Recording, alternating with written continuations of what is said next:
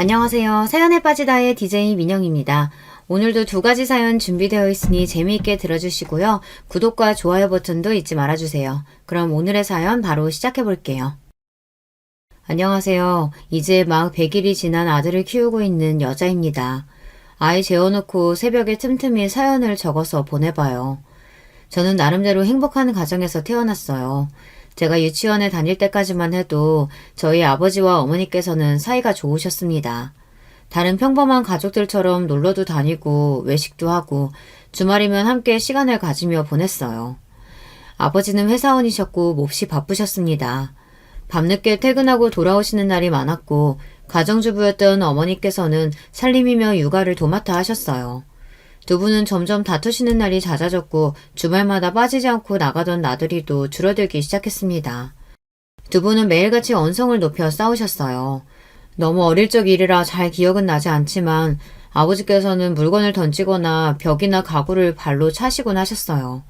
어머니께서는 항상 겁에 질린 목소리로 그만하라고 애원하고 눈물을 흘리셨어요. 저는 방 안에 숨어 두 분의 다툼이 빨리 끝나기만을 숨지겨 기다렸습니다.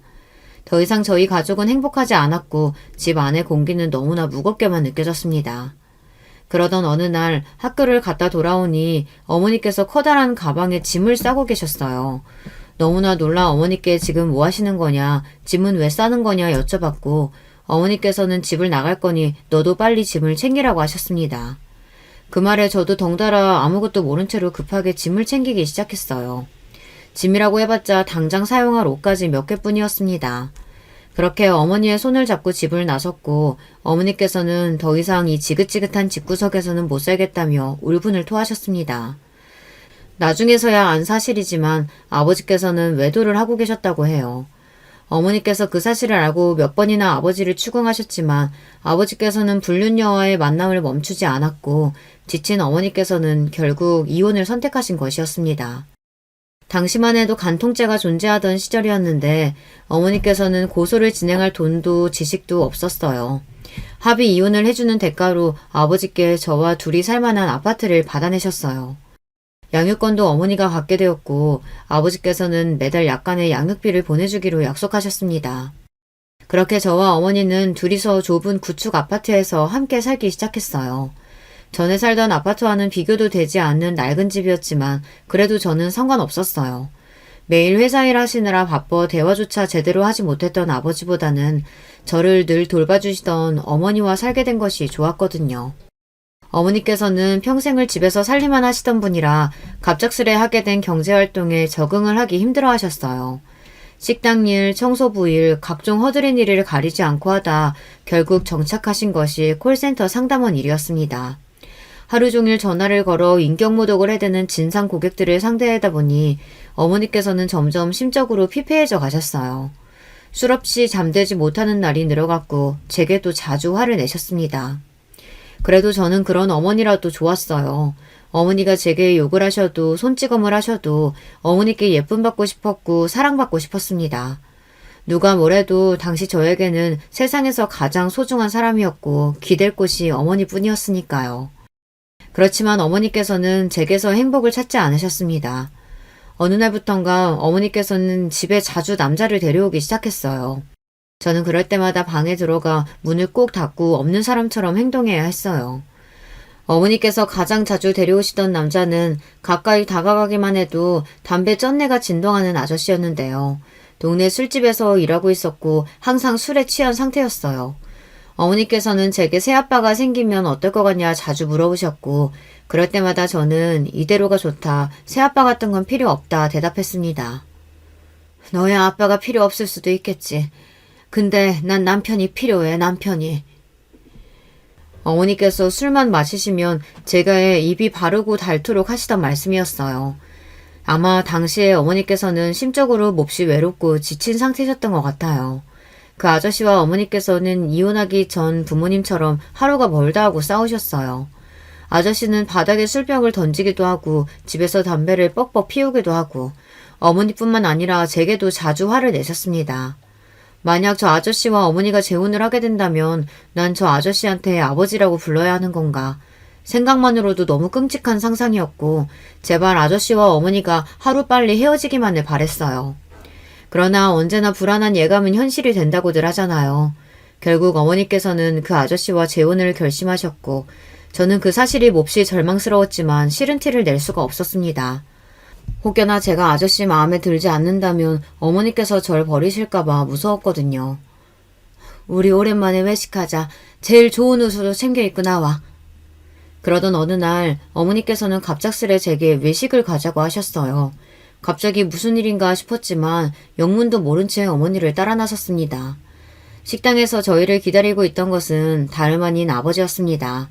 정말 오랜만에 만나 뵙는 아버지였는데 제 기억 속의 모습과 거의 달라지지 않는 모습이었어요. 어머니와 아버지께서는 몹시 형식적으로 딱딱한 대화를 나누셨습니다. 정확하게 기억은 안 나지만 양육권 관련된 내용과 앞으로 절대 연락을 하지 않겠다는 느낌의 대화였던 것 같아요.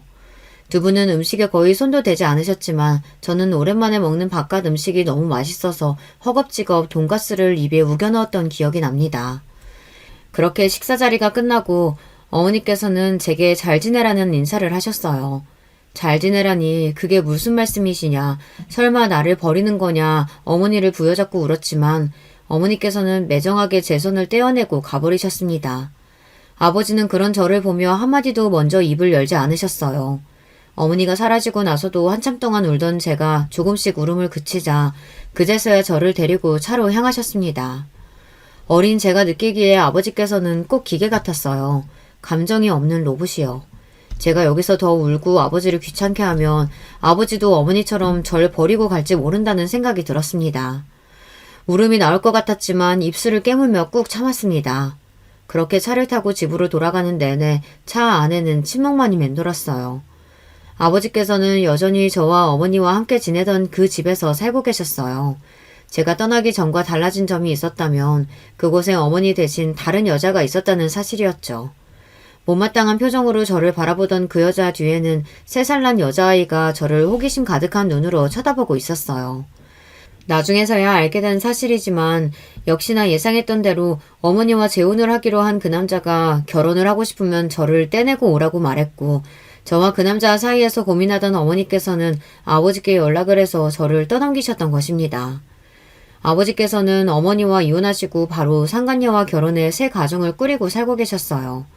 새로운 부인과의 사이에서 딸도 낳고 잘 살고 있었는데 갑자기 연락이 와서 애를 데려가라니 몹시 당황하셨다고 합니다.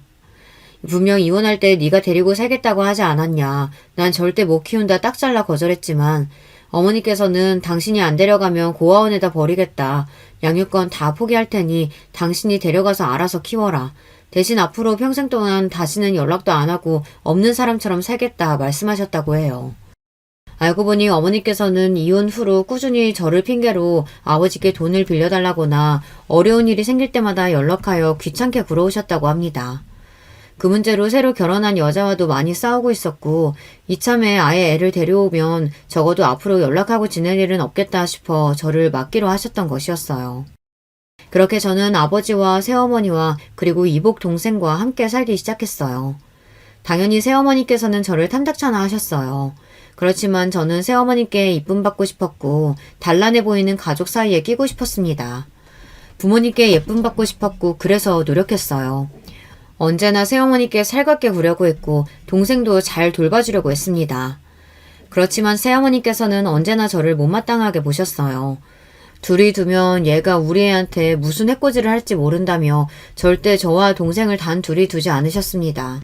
애가 지 엄마를 닮아가지고 표정부터 악독하다면서 저런 애를 키우게 되다니 아이고 내 팔자야 하시며 크게 혀를 차시거나 저 들으라는 듯 욕을 하시고는 했어요. 새어머니께서는 제 끼니도 제대로 챙겨주지 않으셨고 당시 10살배기였던 저는 혼자서 라면을 끓여 먹거나 냉동식품을 전자레인지에 돌려 먹고 밥솥에 남아있는 밥을 꺼내 냉장고에 있는 반찬들로 혼자 차려 먹을 수 있을 정도로 철이 일찍 들었습니다. 새어머니께서는 언제나 동생 생각뿐이셨고 저는 뒷전이었어요. 반겨주시리라 생각도 하지 않았지만 예상보다 더 심한 처우에 몹시 외롭고 괴로운 시간들이었습니다. 동생은 저를 조금 무서워하고 낯설어하긴 했지만 착한 아이였어요. 새어머니께서 본인 먹으라고 챙겨준 간식을 제게 나눠주기도 하고 함께 그림을 그리면서 놀기도 하고 제 이야기에 웃어주고 제게 친절하게 대해주었습니다. 저를 몹시 싫어하시는 새어머니와 제게 아무 관심도 없으신 아버지와 함께 살아야 하는 집이 정말 숨막히고 싫었는데요. 그나마 동생이 있어서 조금 버틸 수 있었어요. 시간이 흘러 동생은 초등학교에 입학하게 되었고 저도 그 자리에 참석해 동생을 축하해주고 싶었지만 어머니께서는 저를 동생의 초등학교 입학식에 데려가시지 않았습니다. 대외적으로 저는 가족 사이에 없는 아이나 마찬가지였어요. 친척 결혼식이나 명절 등 가족 모임에 가서도 저는 항상 구석에 가만히 쥐죽은 듯 아무 말 없이 앉아 있어야만 했습니다. 전 부인이 남기고 간 흔적이었으니 당연히 친척 어른들이 보시기에 예뻐 보일 리가 없었죠. 그 누구도 제게 살갑게 말을 걸어주거나 다정하게 대해주지 않았어요. 저는 그런 취급에 점점 익숙해져 갔습니다. 어렸을 적에는 사람들에게 먼저 다가가서 나름대로 사교적인 성격이었던 것 같은데 그런 상황에서 자라니 시간이 지날수록 자연스레 성격이 소심해질 수밖에 없었어요. 지나가는 사람들이 전부 저를 비웃고 욕하는 것 같았고 피해의식도 생겼습니다. 학교에서도 친구들과 어울리기 힘들어했어요. 먼저 다가와주는 친구가 있어도 이 친구도 속으로는 나를 싫어하고 있지 않을까, 다정하게 말을 걸어줘도 사실은 나를 비웃고 있는 것 같고 그런 생각을 하기 싫어도 머릿속에 자꾸만 열등감과 피해의식으로 똘똘 뭉친 나쁜 생각들이 떠오르니 사람을 대하는 게 점점 어려워져만 갔습니다. 어렸을 적에는 저와 사이좋게 잘 지내던 동생도 주변 사람들이 전부 저를 없는 사람 취급하며 함부로 대하니 점점 저를 대하는 태도가 달라지기 시작했어요. 언니는 멍청하니까, 언니는 쓸모없으니까, 평범한 동생의 입에서 나올 수 없는 말들과 폭언들을 제게 아무렇지 않게 쏟아냈습니다. 멍청하다, 쓸모없다는 말은 새어머니께서 제게 하루가 멀다 하고 하시는 말이었어요. 동생은 그런 모습을 보고 자랐으니 자연스럽게 제가 정말 멍청하고 쓸모없는 식충이라고 생각하게 된 것이었죠. 다른 사람들은 몰라도 저와 그나마 감정적 교류가 있었고 제게 친절하게 대해주었던 동생까지 저를 그렇게 취급하니 정말 견디기가 힘들었어요. 새어머니께서는 제게 항상 멍청한 년, 쓸모없는 년이라며 폭언을 쏟아내셨고 폭언뿐만이 아니라 손찌검까지 하셨어요. 저는 새어머니의 기분풀이용 샌드백이나 마찬가지였습니다. 정말 시도 때도 없이 맞으면서 자랐어요. 심하게 맞은 날에는 온몸에 멍이 들었습니다.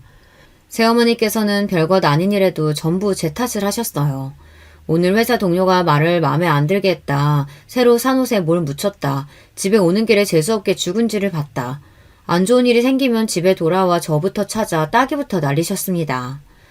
아버지와 동생은 그런 상황에 익숙했고 새어머니께 죽도록 얻어맞는 저를 보면서도 아무렇지 않게 둘이 앉아 TV를 봤습니다. 새어머니께서는 저를 볼 때마다 전처가 생각난다며 그년 때문에 그년만 없었어도 하시고 어머니를 닮았다면서 제 머리를 내리치셨습니다. 그때 당시에도 생각하긴 했지만 생각하면 생각할수록 억울해야 할 사람은 새어머니가 아니라 저희 친어머니 아닌가 싶어요. 아이도 낳고 잘 살고 있긴 했지만 결국 새어머니는 가정 있는 남자를 꼬셔서 결혼한 상간녀니까요. 본인이 원하는 대로 이혼도 했고 그렇게 좋아 죽고 못 살던 남자를 차지해서 결혼까지 했는데 도대체 뭐가 그렇게 억울했는지 지금도 새어머니의 심정을 잘 모르겠습니다. 매일같이 맞으며 멍을 달고 다니니 학교 선생님은 제게 조심스레 혹시 집에서 부모님이 저를 때리시냐 물어오셨어요. 저는 손사래를 치며 아니라고 대답했습니다. 혹시 제가 집에서 맞고 산다는 걸 들키면 집에서 쫓겨나고 시설로 옮겨질까봐 겁이 났어요.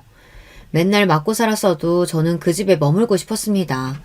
그곳에서마저 쫓겨나면 정말로 세상에 혼자 남겨지는 기분이었거든요. 지금 와서 생각해보면 그때 제가 조금 더 선생님께 도움을 적극적으로 요청했으면 제 인생이 달라지지 않았을까 하는 생각도 들어요. 그 지옥 같은 곳에서 하루라도 빨리 벗어나 저를 더 사랑해주고 아껴주는 사람들을 손에서 자랄 수 있었다면 제게 남아있는 이 나쁜 기억들과 트라우마들이 더 빨리 벗겨질 수 있었을 텐데 말이죠. 공부라도 잘했으면 좋으련만 저는 공부도 곧잘 하지 못했습니다. 타고난 머리가 나쁜 건지 열심히 해도 잘 안 되더라고요. 아버지께서는 그런 저를 보시며 어머니를 닮았다고 하셨습니다. 그 여자도 멍청했었다면서요. 아버지께서는 대놓고 저를 때리거나 욕하시지는 않았어요. 하지만 새어머니가 절 때리고 구박하는 것을 단 한 번도 말려주시지 않았습니다. 아버지께 그저 저는 집안에 굴러다니는 인형보다 못한 존재였는지도 모르겠습니다. 동생의 12살 생일날 동생은 강아지를 키우고 싶다고 말했고 새어머니께서는 바로 작은 갈색 푸드를 사오셨어요. 저는 집안에서 그 강아지보다 서열이 낮았습니다. 집에서 고기를 먹는 날 새어머니께서는 강아지에게도 고기 몇 점을 덜어주셨지만 제 것은 챙겨주시지 않으셨어요. 저는 식구들과 겸상도 하지 못했습니다. 애초에 식탁에 의자가 3개밖에 없었어요. 그 누구도 저를 위해 새로운 의자를 가져오거나 제가 앉을 자리가 없다는 사실을 지적하지 않았습니다. 저는 그저 그들의 식사가 끝날 때까지 방에서 얌전히 기다렸어요. 식사 자리가 끝난 것 같으면 조심스레 나가서 부모님과 동생이 먹고 난 잔반들에 밥을 먹었습니다. 밥을 먹은 후 식탁을 치우고 설거지를 해야 했어요. 만약 설거지를 해놓지 않으면 다음날 아침 새어머니께 또 얻어맞았습니다. 너 같은 년 공짜로 먹여주고 재워주는데 밥값이라도 제대로 해야지 도대체 하는 일이 뭐냐면서요. 그렇게 저는 고등학생이 되었고 몸과 머리가 점점 더 커져갔습니다. 새어머니와 덩치가 거의 비슷해지자 새어머니의 물리적인 폭력에 조금 저항을 할 수 있게 되었어요. 그렇다고 맞서 싸우거나 저도 새어머니를 때린다거나 그런 것들은 전혀 생각조차 못했어요. 그저 저를 때리시는 새어머니의 팔을 잡거나 못하게 막는 수준이었습니다. 그렇지만 그마저도 새어머니께서는 감히 집에서 키우는 개만도 못한 존재가 본인에게 대들었다는 사실 자체가 너무 화가 나셨는지 이제 감히 반항을 하냐, 좀 컸다 이거냐, 한 번만 더 이런 식으로 시건방지게 굴면 정말 내쫓아버리겠다 소리를 고래고래 지르셨습니다.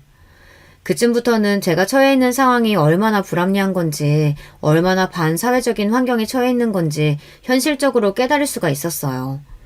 이전에는 그저 버림받는다는 불안감과 혼자가 되고 싶지 않다는 마음, 부모의 사랑을 갈구하는 마음, 애정 결핍, 그런 것들이 번복되어 저를 그 지옥 같은 곳에서 머물게 하고 있었지만 새어머니께 두들겨 맞고 난 다음날 멍이 가득 든 팔뚝과 피딱지가 얹혀있는 입술을 보며 더 이상 이렇게 살 이유가 없다는 생각을 했어요.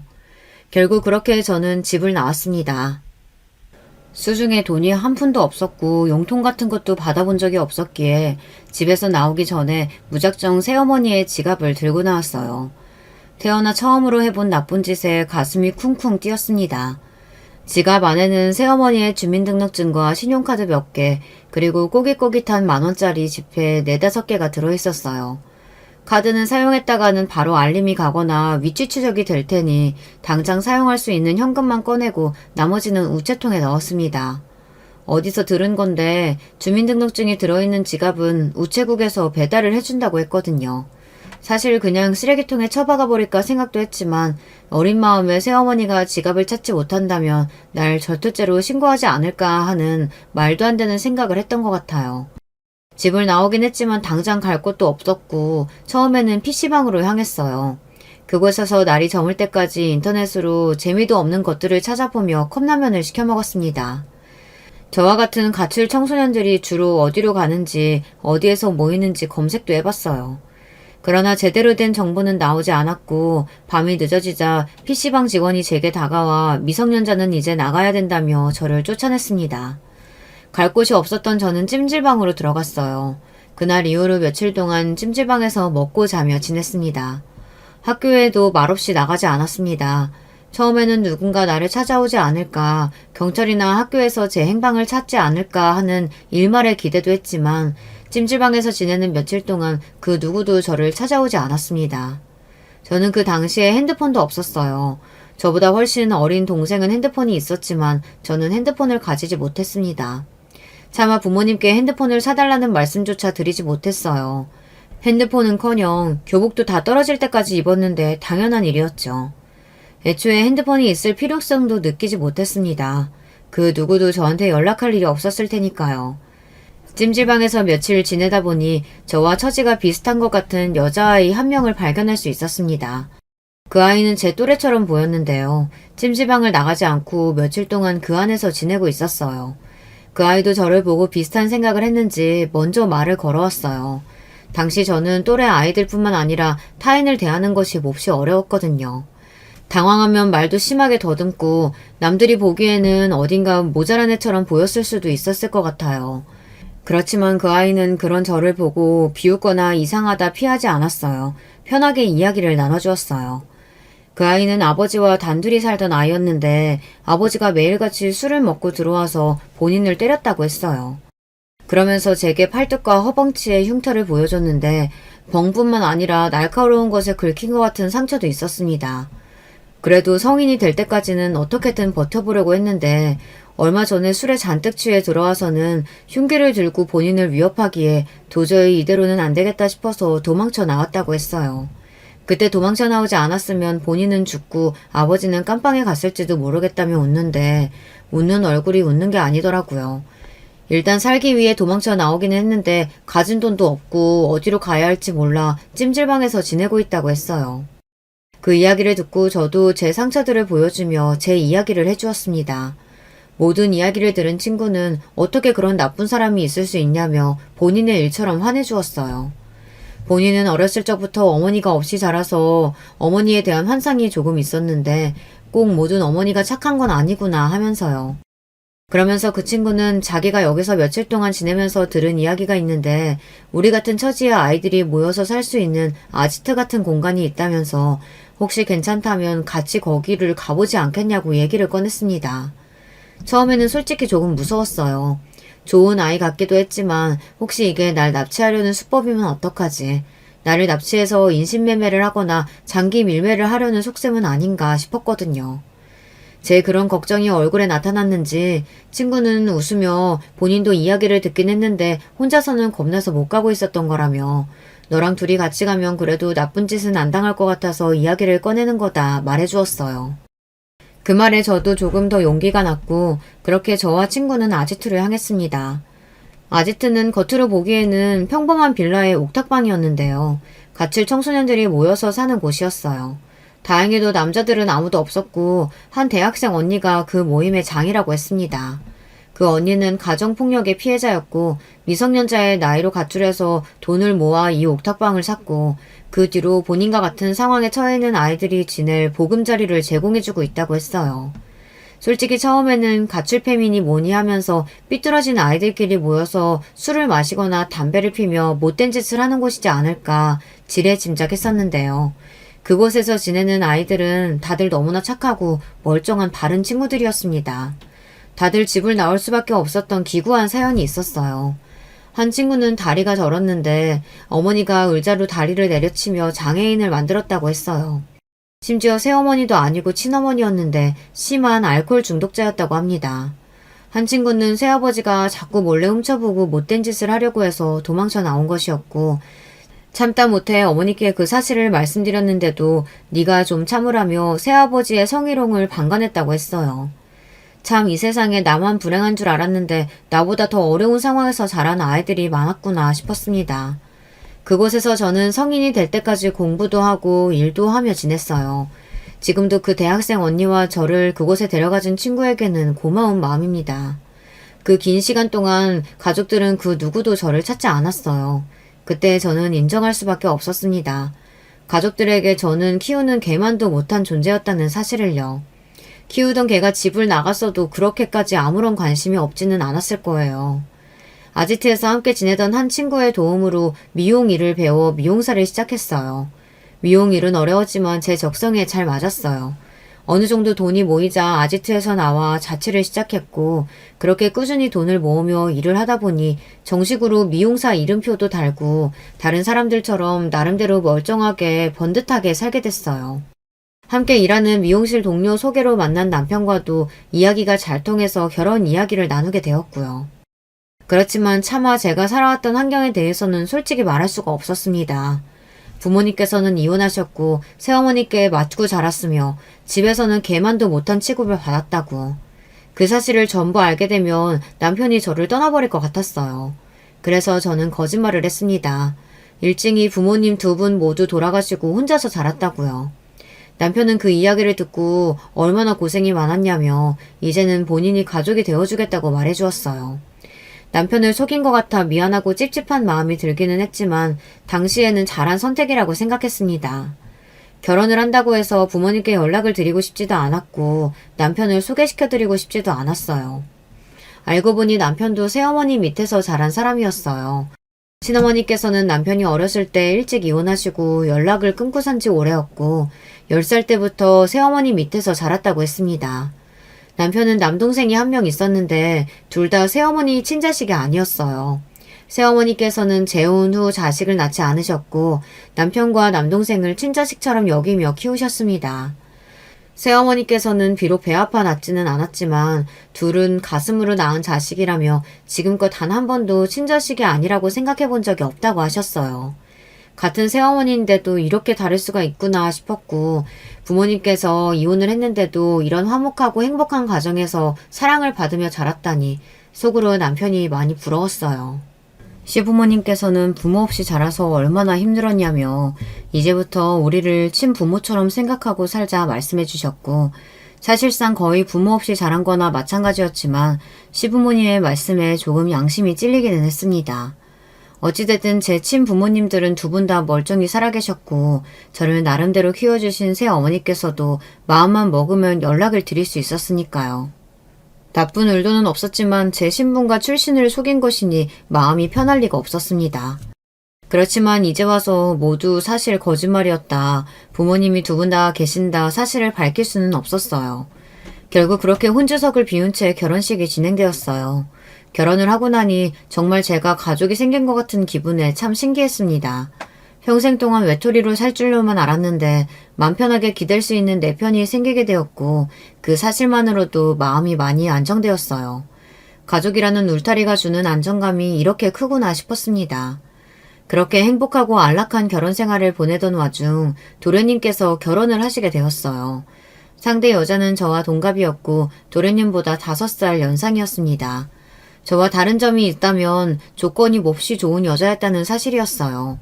부모가 사업을 하는 부잣집 딸이라고 하더라고요. 본인은 대학원을 나와 공부를 하느라 특별한 직업이 없었지만 나이에 비해 얼굴도 예쁘장하고 관리가 잘 된 느낌이었어요. 공부하느라 지금껏 남자도 잘 못 만났고 도련님과의 만남이 첫 연애라고 하더라고요.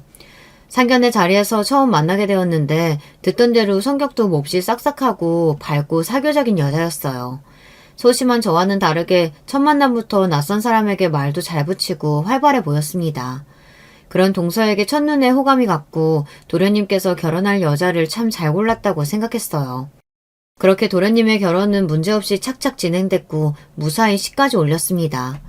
동서는 제가 미용실에서 일한다는 사실을 알고 일부러 미용실을 찾아와 머리도 하고 직원들에게 간식을 쏘기도 했어요.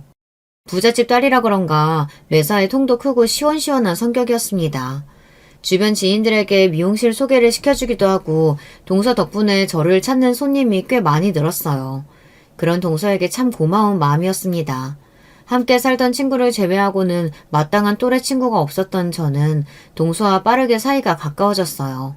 나이도 동갑인데다가 관심사나 취향도 놀랄 정도로 비슷해서 함께 맛집을 찾아다니거나 카페를 다니며 수다를 떨고는 했습니다. 저와 동서는 얼마 지나지 않아 완전히 단짝이 되었어요. 대화도 잘 통했고 매일같이 하루가 멀다 하고 만나며 붙어 다녔습니다. 남편은 동서랑 언제 그렇게 친해졌냐며 신기하다고 할 정도였어요.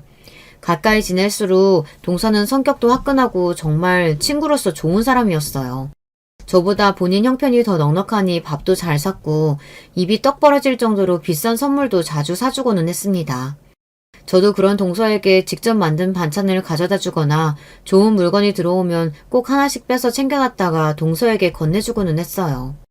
동서는 정말 다 좋은 사람이었지만 한 가지 단점이 있다면 질투가 좀 심했습니다.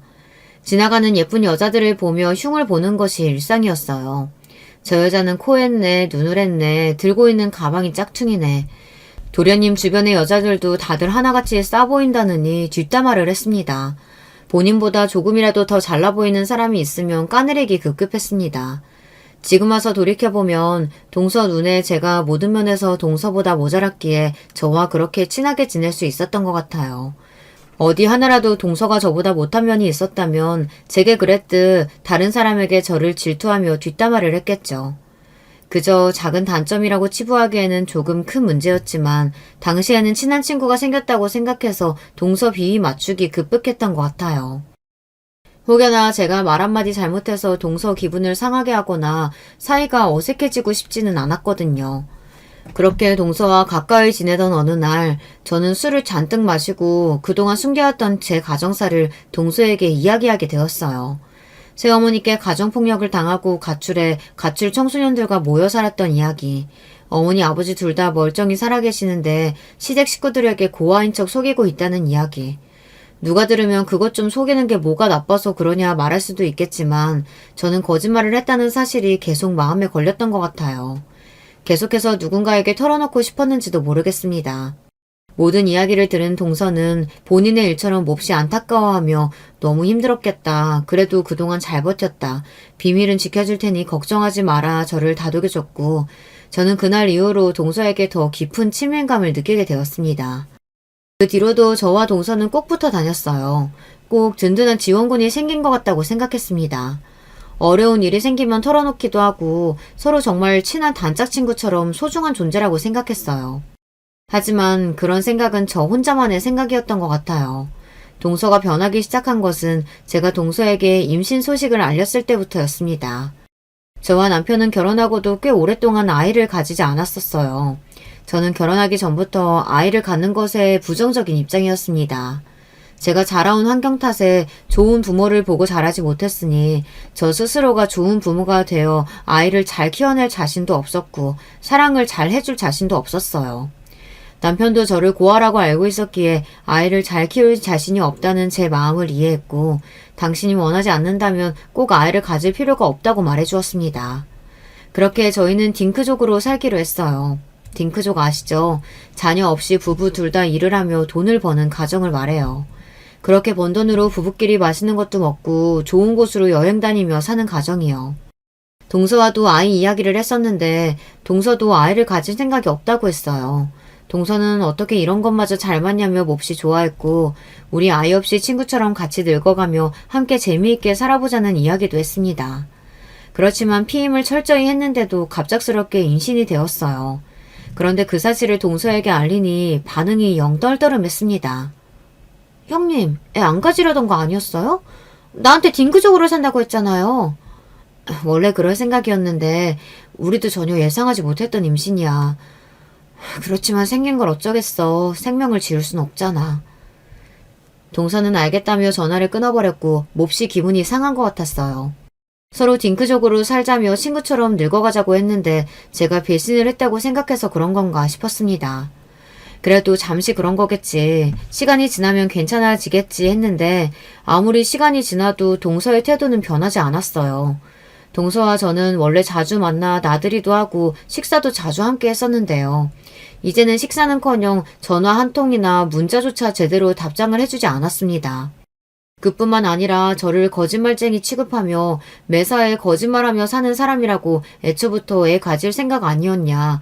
식구들한테 고아라고 속인 것처럼 나도 속인 건 아니냐. 그 얘기를 처음 들었을 때부터 알아봤어야 했는데 자기가 바보였다며 제가 또 언제 거짓말을 할지 모르겠으니 가까이 못 지내겠다는 말까지 했어요. 그런 게 아니라고 아무리 설명을 해줘도 이미 빈정이 상할 대로 상했는지 동서는 그 뒤로 저에게 몹시 적대적인 태도를 보였습니다. 둔한 남편이 동서와 무슨 일이 있었냐고 먼저 물어볼 정도였어요. 저는 동서와 다시 친하게 지내고 싶었지만 동서는 그럴 생각이 전혀 없어 보였어요. 그런 상황에서 가장 불안했던 것은 혹시나 동서가 남편과 시부모님께 사실은 제가 고아가 아니라 가정폭력 피해자에 부모님이 멀쩡히 살아계시다는 사실을 말씀드리면 어떡하지 그 걱정이었어요. 속였다 해서 달라질 것이 크게 없는 사실이지만 제가 제 입으로 스스로 밝히는 것과 사실을 타인에게서 전해 듣는 것은 완전히 다른 일이니까요. 제가 순간의 감정에 취해 동서에게 너무 성급하게 얘기를 했구나 싶었지만 이미 엎어진 물을 주워 담을 수 없듯 이미 꺼낸 말도 주워 담을 수 없었습니다.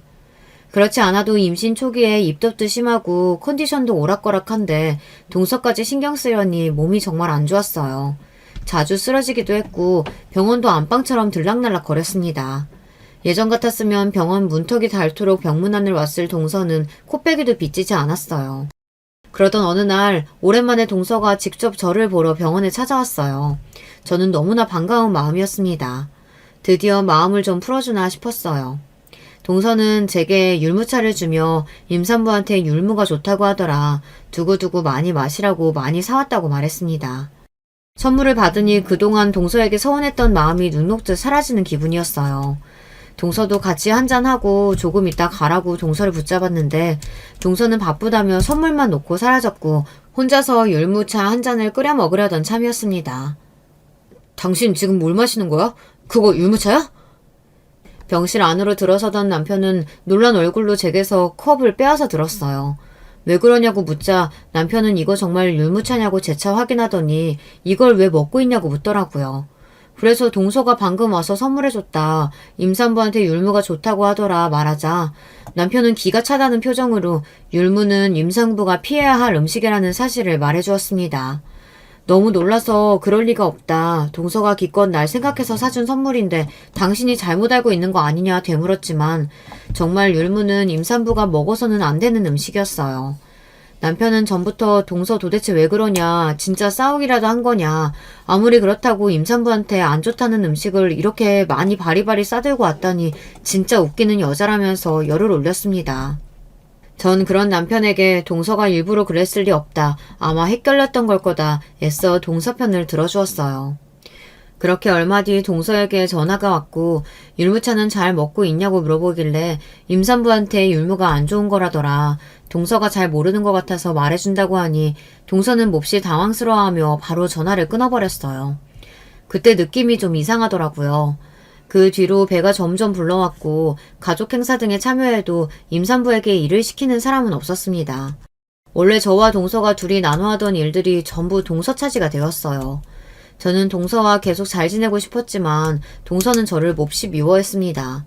그런 동서의 눈치가 보여 일어나 일을 하려고 해도 식구들 모두 저를 뜯어말렸어요. 동서 혼자 일하는데 어떻게 그러냐, 뭐라도 돕겠다 말씀드리면 시아버지께서는 임산부는 그래도 되는 거라며 제 편을 들어주셨습니다. 그러면서 동서에게 힘들겠지만 아이 태어날 때까지 네가 고생 좀 하라며 이야기를 건네셨고 동서는 알겠다고 대답은 했지만 뭐라도 씹은 표정이었어요. 차마 시부모님께 대들 수는 없으니 동서의 화는 전부 저에게 돌아왔습니다. 동서는 그 뒤로 계속해서 저에게 시비를 걸어왔어요. 거짓말쟁이라 그런지 뻔뻔하게 앉아있는 것도 잘한다면서 애초에 이러려고 애 가진 거 아니냐, 일하기 싫어서, 형님 애는 형님 닮아서 뻔뻔하겠다. 한 번만 더 본인 비위를 거스르면 거짓말했다는 사실을 시부모님에게 전부 말씀드려 버리겠다. 저를 협박하기도 했어요. 동서 때문에 너무나 스트레스가 심했어요. 도대체 왜 이러는 거냐, 내가 애 가진 게 그렇게 싫냐, 내가 애 낳는다고 동서한테 피해주는 건 없지 않느냐 말하면 동서는 형님 때문에 나도 스트레스 받으니 이 정도는 할 수 있는 것 아니냐며 말도 안 되는 논리를 펼쳤어요. 결국 조산기미가 보여 병원에 입원을 했고 병원에서는 산모가 스트레스가 너무 심하다며 안정을 취해야 한다고 말했습니다. 동서 때문에 제가 스트레스를 받는다는 사실을 알고 있던 남편은 동서는 도대체 왜 그러는 거냐, 본인이 한마디 하겠다 말했지만 괜히 동서를 건드렸다가 남편에게 제 거짓말을 다 까발릴까봐 걱정되는 마음에 그럴 필요 없다고 남편을 말렸어요. 사실 남편에게 제 거짓말을 털어놓으면 다 해결될 문제였지만 차마 그럴 용기가 나질 않았습니다. 이러지도 저러지도 못하고 스트레스만 받던 와중 몸 상태가 좀 진정되어 퇴원을 할 수 있었고 매년 돌아오는 제삿날이 되었습니다. 제삿날에는 할 일이 몹시 많잖아요. 각종 제사 음식부터 제기 닦기, 제사장 차리기까지. 시어머니와 동서 둘이서 하기에는 할 일이 너무 많으니 만삭인 몸이긴 해도 가서 조금이나마 도우려고 했어요. 동서에게도 이번 제사는 꼭 가서 돕겠다고 말해놓았고요. 그런데 이게 무슨 운명의 장난인지 예정일이 한참 남아있었는데도 제삿날 아침 양수가 터져버린 거예요. 병원에서 조산기가 있다고 조심하라고 하기는 했지만 이렇게 빨리 양수가 터질 줄은 정말 몰랐습니다. 너무 당황스러운 마음이었지만 그 와중에 동서에게 연락을 해야겠다는 생각이 들었어요. 급하게 전화를 걸어 동서에게 내가 오늘은 꼭 가려고 했는데 지금 양수가 터졌다. 아무래도 병원에 가봐야 할 것 같다 말했고 동서는 수화기가 울릴 정도로 소리를 고래고래 질렀습니다. 양수 터졌다고 바로 애 나와요? 그거 조금 늦게 간다고 죽기라도 하냐고요. 애 낳는다고 진짜 유세라는 유세는 다 떨고 있네. 오늘은 꼭 오겠다면서요. 어떻게 사람이 그렇게 매사에 거짓말이야? 당장 와서 전 다 묻히고 가요. 안 그러면 후회하게 만들어줄 테니까. 그러나 동서에게 뭐라고 대답을 하기도 전에 견딜 수 없는 고통이 저를 덮쳤고 그대로 전화를 끊고 바로 구급차를 타고 병원으로 향했습니다. 그렇게 아들을 출산했고 정신을 차렸을 때 가장 먼저 든 생각은 혹시 동서가 정말로 시댁 식구들에게 그 사실을 전부 말했으면 어떡하지 그 걱정이었어요. 다행히도 제사로 정신없는 통에 그런 일은 벌어지지 않았던 것 같더라고요. 다행이다 싶었지만 한편으로는 더 이상은 이렇게 못 살겠다 싶었어요. 거짓말은 또 다른 거짓말을 낳는다고 더 이상 남편과 시댁 식구들에게 저를 속이고 싶지 않았습니다.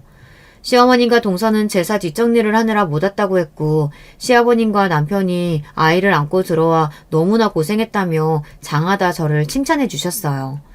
아이 얼굴을 보자마자 눈물이 펑펑 쏟아져 나왔고 그 자리에서 남편과 시아버지께 그동안의 거짓말을 전부 말씀드렸습니다.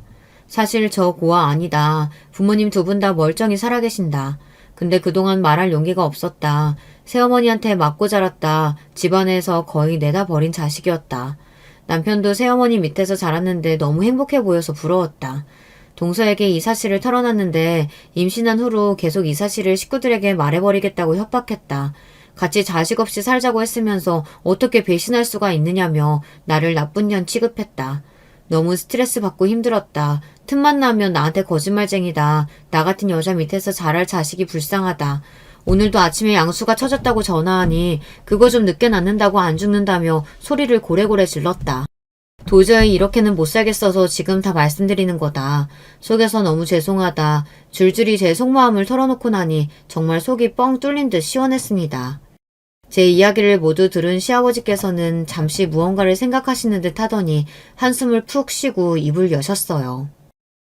사실 네 동서 애 안 낳는 게 아니고 못 낳는 거다. 불임이야. 전혀 예상하지도 못했던 말에 눈이 휘둥그레졌어요.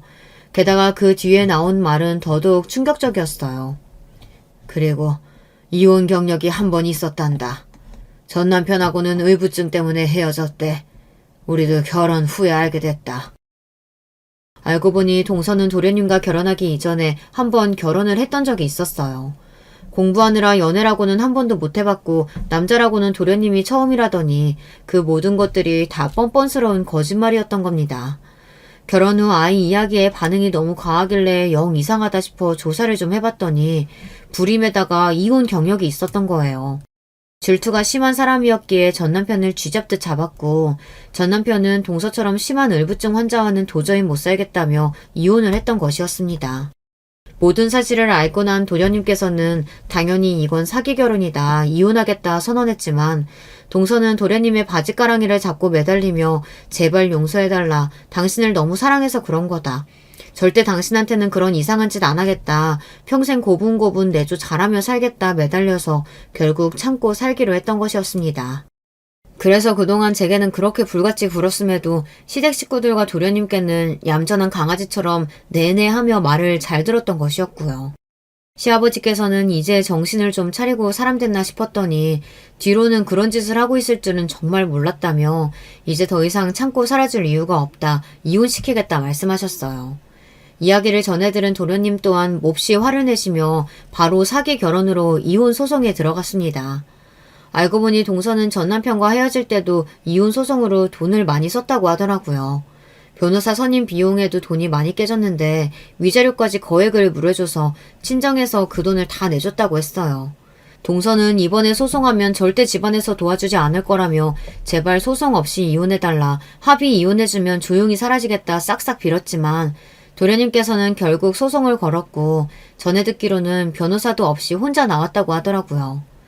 안타깝게도 동서가 불임에 재혼 사실을 숨기고 결혼했다는 사실을 알게 된 지 3개월이 훌쩍 지난 뒤여서 혼인 취소 소송은 걸지 못했지만 이혼 소송 결과는 당연히 도련님 쪽의 승리였어요.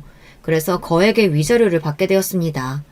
가진 게 쥐뿔도 없는 여자라 위자료를 못 받으면 어쩌나 걱정했는데 그래도 동서 친정에서 위자료는 전달했다더라고요. 동서 부모님께서는 도련님께 미안하다며 동서가 그런 사실을 다 숨기고 결혼한지 본인들도 몰랐다. 이게 동서 부모로서 해주는 마지막 일일 거다. 저런 정신 나간 년은 우리도 더 이상 못 걷어준다. 알아서 살라고 내쳐줄 거다 말씀하셨다고 해요. 그 뒤로 동서 소식은 전혀 전해 듣지 못했고 저희 식구들은 아무 문제 없이 아주 화목하게 지내고 있습니다.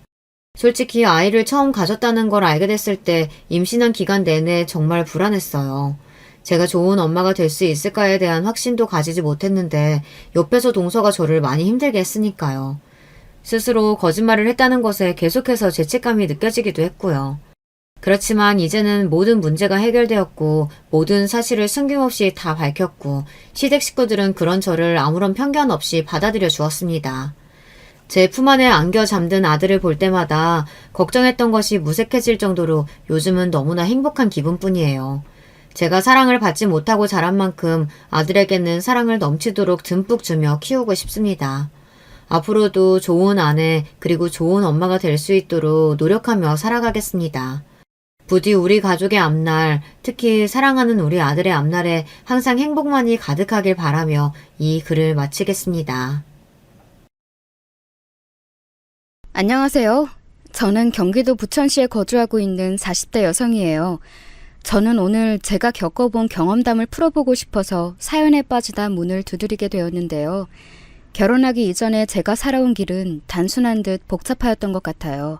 제가 9살 때였는데 아빠가 바람을 피우셨어요. 엄마한테 걸리셔서 두 분이 엄청 싸우셨었고요. 다시는 바람을 안 피우시겠다고 아빠가 그런 다짐을 하셨던 모습이 제 기억에 얼핏 남아있네요. 그리고 제가 11살 되던 해에 아빠는 돌아가셨죠. 어느 주말 저녁이었는데 난데없이 엄마가 혼비백산하셔서는 가방이란 겉옷을 급하게 챙기셨어요. 희선아, 엄마는 지금 갑자기 연락이 와서 병원에 가봐야 하거든? 그러니까 혼자 밥 잘 챙겨 먹고 혹시 무슨 일 생기면 옆집 이모한테 가서 도움 청하고, 알았지? 응, 알았어. 근데 엄마 어디가? 연락이 어디서 온 거야? 혹시 아빠 연락이야? 아까 전화 받을 때 엄마가 아빠 이름 부르는 것처럼 들렸는데. 그리고 제 물음에 답하지 못하시더니 이내 눈물을 훔치시며 집을 나서셨죠. 저는 이튿날에 알게 되었어요. 아빠가 바람난 여자하고 바닷가로 몰래 놀러 가셨다가 돌아오는 길에 교통사고가 나는 바람에 돌아가셨다는 사실을 말이에요. 엄마가 그 상간녀의 가족들과 나누시는 대화를 제가 엿드는 바람에 전말을 다 알게 되었어요. 아빠는 돌아가셨으나 그 상간녀는 크게 부상을 입었어도 어쨌든 목숨을 부지하셨어요. 그런데 알고 보니까 그 상간녀가 유명인의 조카였던 거예요. 당시에 그 유명인은 예능 프로그램에도 나오고 있었고 책도 출간했었습니다. 그때는 서점이 주요 문화생활의 거점이었거든요. 그러니 유명인이라고 불러야 마땅했죠. 게다가 그 상간녀는 어느 부잣집 아들하고 결혼을 전제로 교제 중이었다네요. 그런 와중에 유부남하고 바람을 피웠던 겁니다. 상간녀의 가족들은 엄마에게 이러한 추문을 외부에 발설하지 않는 대가의 비용으로 거액을 제시하셨어요. 엄마는 어린 자식인 저를 생각해서 그 돈을 받으셨습니다. 왜냐하면 이틀 정도를 제 얼굴 빤히 보시면서 제 머리를 가만히 쓰다듬거나 꼭 안아주셨거든요. 그래서 저는 눈치챘어요. 저는 어렸지만 나이에 비해 상황 판단이 빠른 아이였던 것 같아요. 엄마에게 이런 소리를 했으니까 말이죠. 엄마, 이거 아무한테도 말하지 마. 돈 생겼다고. 이제 돈 많다고 그런 얘기 절대로 아무한테도 하면 안 돼? 당연하지, 우리 딸. 엄마가 어디 가서 이런 얘기를 하겠어? 안 그래? 엄마 가족한테 할 수 있잖아. 나는 외가 친척들이 절대로 이걸 몰랐으면 좋겠어. 그러면 우리 돈 다 빼앗으려고 할 거니까. 희선아, 네가 어떻게 그런 생각을... 아니다. 그만큼 이 엄마가 너에게 신뢰를 주진 못했다는 뜻이겠지. 그래, 알았어. 엄마가 우리 딸이 하자는 대로 꼭 따를게. 당혹스러워 하시던 엄마였지만 곧 수긍을 하셨죠. 외삼촌이 저희 집을 등쳐먹으셨다는 거 저는 진작 알고 있었어요. 그것 때문에 제가 학교 입학했던 직후에 거짓고로 하고 다녔다는 건 역시도 말이죠. 그리고 외할아버지 외할머니께서는 외삼촌 편이셨어요. 또한 언제나 큰이모한테는 아들만 둘 낳은 기특한 효녀, 시댁에서 사랑받을 며느리 이런 식으로 표현을 하셨는데 저희 엄마한테는 딸년 하나 덜렁 낳고 처량하게 산다라는 식으로 힐난하셨어요. 그러신 분들이 저를 기특해 하실 일은 없었죠. 희선이 저것은 기집애가 눈 똑바로 뜨고 어린 것이 할 말 다 하는데 벌써부터 싹수 노랗구나. 커서 뭐가 될는지 벌써부터 걱정이야. 기집애가 저라면 안 되는데. 부모가 교육 못 시키고 있는 탓이 큰 게지. 그렇고 말고. 상대가 자기를 좋아하는지 싫어하는지 어린 아이들도 그 진심을 다 알고 구분해요. 그래서 저는 외가 사람들이 저를 얼마나 못마땅해 하고 안 예뻐하는지 다 인지하고 있었습니다. 늘 그렇게 저희 집을 향해 툴툴 대셨던 분들이 저희 집이 가장 만만했는지 어느 날 외할아버지께서 질환으로 쓰러지셔서 갑자기 수술하게 되었을 때 가장 먼저 저희 집에게 손을 벌리시더라고요. 엄마는 이런 말씀까지 하신 적이 있었어요. 나는 내 집안 식구들 때문인지 네 아빠가 바람 피우고 밖으로 놔두는 것에 그리 떳떳하게 따지질 못하겠다는 기분이 들 때도 있었어. 내가 오죽 식구들 때문에 마음고생을 많이 했으면 그런 기분까지 들었을까. 하지만 친가 쪽은 완전히 콩가루 집안이라서 뿔뿔이 흩어져 사는데 그나마 제사를 챙기는 신용이나마 하면서 헌신하는 사람은 엄마뿐이었거든요. 그렇기 때문에 저는 바람을 피우셨던 아빠에 대해서는 무조건 엄마의 잘못이 없다고 생각을 해왔습니다. 아빠가 돌아가신 것 너무 갑작스러웠고 그 내막마저 혼란스럽게 짝이 없었지만 어쨌든 저는 엄마가 앞으로는 행복하게 덜 걱정하시면서 사시기를 바랐어요. 그런 마음으로 돈 생겼다는 얘기를 절대 아무한테도 하지 마시라고 당부했던 것이고요. 시간이 흘러 제가 중학교 3학년 때 엄마가 잠깐 어떤 아저씨를 만난 적이 있었는데요. 저는 엄마의 인생이니까 무조건 연애를 하셔도 된다고 생각했어요. 아무 불만 없었습니다. 엄마가 연애를 시작하시고서 얼굴이 점점 펴시는 모습이 보기도 좋았고요. 어쩌면 재혼을 하시게 될지도 모른다고 짐작했었네요. 그런데 몇 달이 지난 후에 재혼 소식은커녕 별별 소식을 엄마가 전해오셨어요. 맥주 한 캔을 비우신 엄마가 한숨을 쉬며 말씀하셨죠. 알고 보니까 그 인간이 내 돈을 노리는 거였더라. 그 인간에게 다른 여자가 있었어. 그 여자랑 통화하는 소리를 엄마가 우연히 엿들어서 알게 된 거야. 찬운이지. 내 등골 빼먹는 즉시 그 여자와 멀리 가버릴 작정이었는데 앞으로 엄마는 사람을 전혀 못 믿고 살 것 같아. 희선아, 너도 아무도 믿지 마라. 우리는 서로만 믿으면서 살자. 알겠지? 알았어, 엄마. 우리끼리 열심히 잘 살아보자. 나 요즘 들어서 고등학교 진학 앞두고 생각이 많아졌어. 공부의 기초를 더 열심히 쌓아둘 걸 후회되더라고. 대학 좋은 곳 가서 좋은 직장 들어가고 싶은데 내가 엄마를 호강시켜주고 싶은데. 지금부터 하면 돼. 엄마가 다 지원해줄게. 이 돈으로 안주할 생각은 추호도 없어. 이걸로는 너 대학 뒷바라지하고 나면 끝일 수 있어. 엄마가 이 다음에 네가 취직 안 해도 될 정도로 정말 열심히 살아볼 거야. 우리 최선을 다해보자. 저는 고등학교 재학 내내 열심히 공부했고 엄마는 주식 공부를 하면서 동시에 작게 미시 대상으로 하는 기능성 옷 사업을 시작하셨어요. 이게 쏠쏠하게 잘 되었고요. 나중에 이게 확장이 되어서 제가 대학 갔을 때는 기능성 신발 사업으로 바뀌어 있었습니다. 그런데 생산 공장 수축과 자꾸 마찰이 생겨서 엄마가 스트레스로 그만두셨네요. 탈모에 위경련까지 오셨거든요. 그래도 돈은 꽤 불리셨습니다. 저는 명문대에 가지는 못하였으나 만족할 정도의 급은 들어갔어요. 참고로 저도 엄마처럼 남자에게 대이는 일이 있었거든요. 대학 다니면서 사귀게 된 남자친구였는데 제가 비록 행색으로 티를 내고 다니지는 않아도 집안에 돈은 넉넉하다는 식으로 이야기를 몇 번 흘렸었나 봐요. 그 남자친구는 저에게 뜯어먹을 궁리만 했습니다. 우리 새로 생겼다는 레스토랑 가볼까? 거기 벌써 소문나서 연예인들도 온다는데? 우리는 네 빵빵한 지갑이 있으니까 전혀 걱정 없잖아. 맞다. 나 가지고 싶은 신발 생겼는데. 한정판 운동화가 이번에 시중에 풀리거든. 그거 웃돈 주고서라도 꼭 사고 싶어. 네가 구해줄 거지? 응? 이런 거 다 돈이면 해결돼. 당연히 헤어졌고요. 앞으로는 절대 그 누구에게도 돈 이야기는 하지 않으리라고 다짐했죠. 엄마는 주식을 조금씩 하시다가 부동산으로 옮겨가셨어요. 집이 큰 건 의미 없으시다고 작은 월세에 사셨고 구입하신 집은 세를 주셨네요. 저는 대학 졸업을 하고 직장에 다니다 보니 어느 순간 일상에 염증이 왔어요. 주변에 제 또래가 결혼하는 경우를 보면서 진지한 연애가 하고 싶어지기도 했고요. 엄마는 저에게 강조를 하셨습니다. 고학력자, 얼굴값 하는 놈, 이런 거 다 필요 없고 부질없어. 너 좋아해주는 남자면 돼.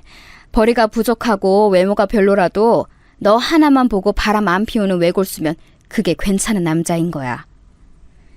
엄마가 인생의 경험을 바탕으로 해주신 조언, 그걸 염두에 깊게 새기고 만난 상대가 바로 제 남편이었던 거예요. 제가 연하이긴 한데 둘이 1살 차이예요.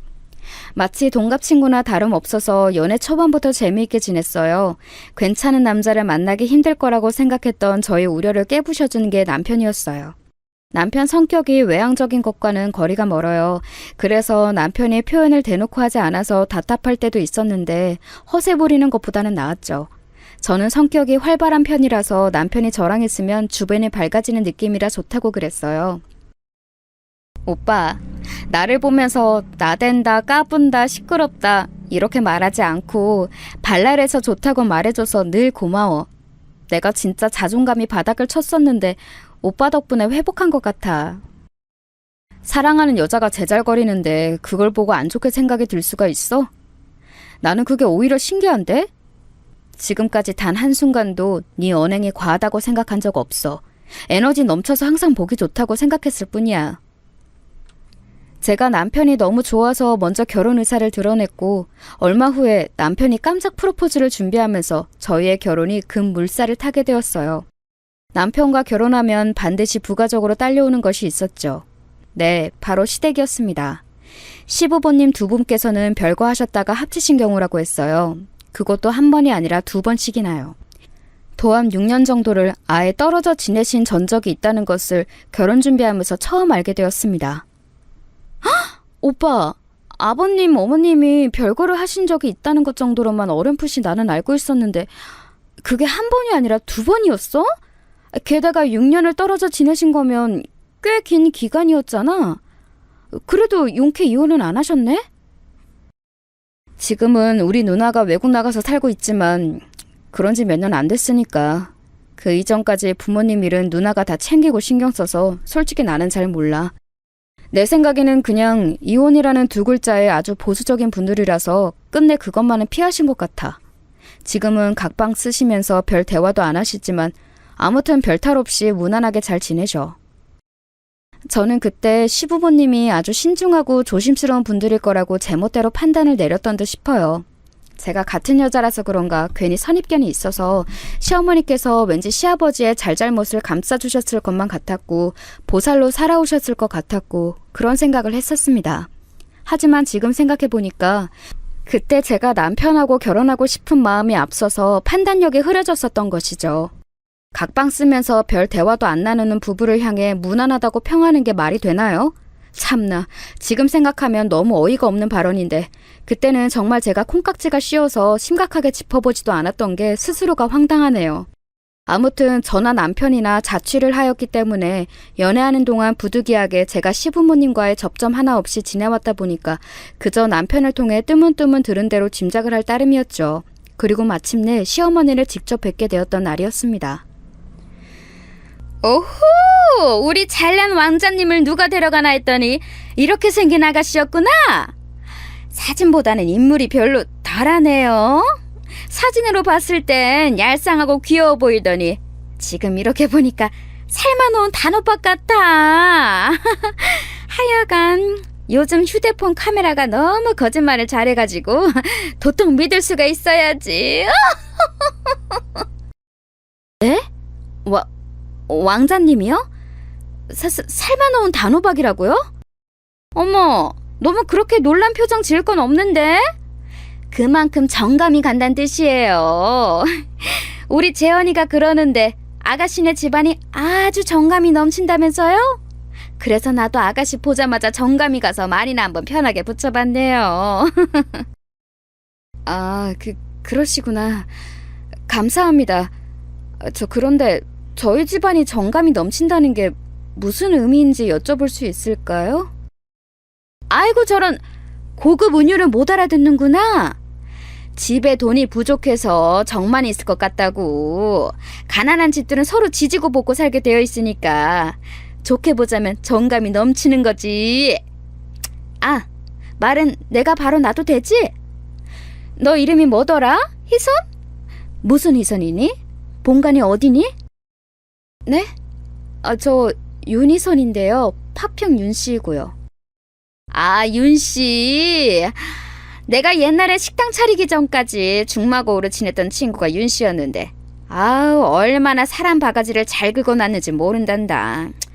결국은 서로 크게 싸우고 돌아섰지. 그 후로 내가 윤씨에게는 별로 좋은 인상이 없지.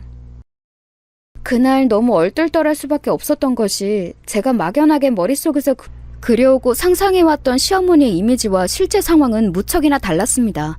제가 너무 당혹스러운 분위기에 압도당한 나머지 할 말을 잃고 있던 그 자리에서 시어머니께서는 구구절절 말씀을 아주 길게 하셨어요.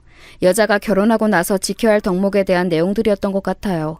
참고로 시어머니께서는 그때 기준으로 꼬박 13년째 식당을 운영하고 계셨어요. 콩나물 국밥이 주 메뉴인 식당인데 나름 알짜배기로 운영이 잘 되어서 확장 이전을 2번 하였다고 들었습니다.